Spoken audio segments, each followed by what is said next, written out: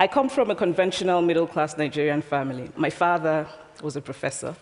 My mother was an administrator.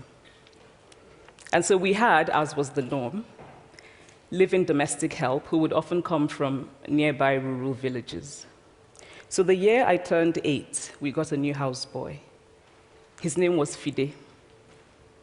The only thing my mother told us about him was that his family was very poor. My mother sent yams and rice and our old clothes to his family.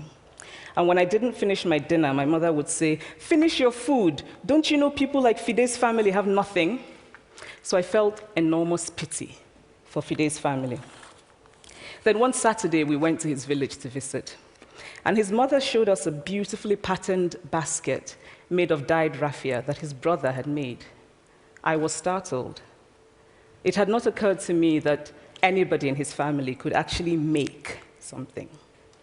All I had heard about them was how poor they were, so that it had become impossible for me to see them as anything else but poor. Their poverty was my single story of them.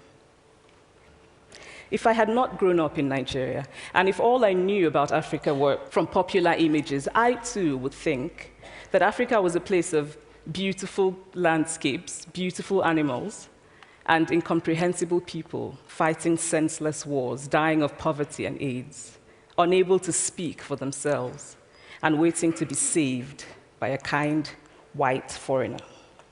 I would see Africans in the same way that I, as a child, had seen Fide's family.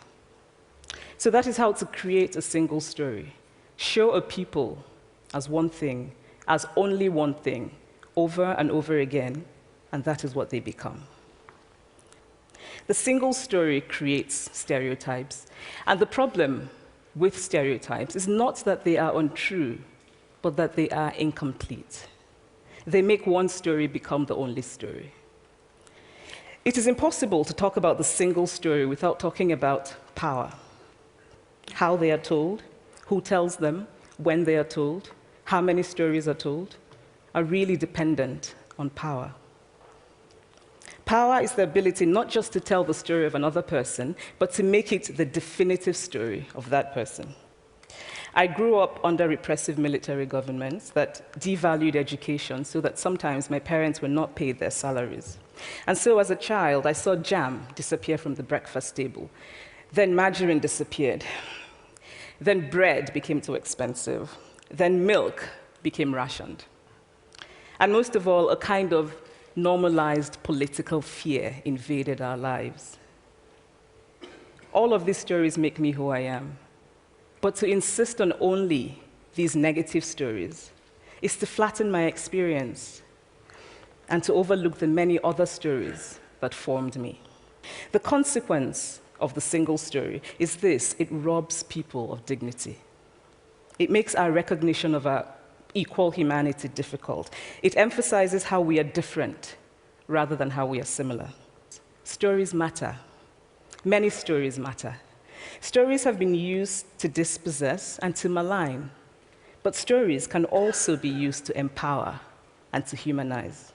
Stories can break the dignity of a people, but stories can also repair that broken dignity. I would like to end with this thought, that when we reject the single story, when we realize that there is never a single story about any place, we regain a kind of paradise. Thank you.